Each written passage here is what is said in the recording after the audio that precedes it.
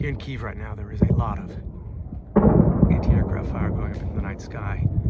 It seems to be that they are aiming for what could be a drone. You see a bright, shining light.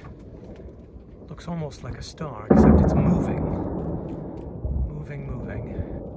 And the tracer fire of the anti-aircraft guns is reaching up toward it, but it seems very, very much out of range now, disappearing into the black. The guns still working, but getting more quiet now.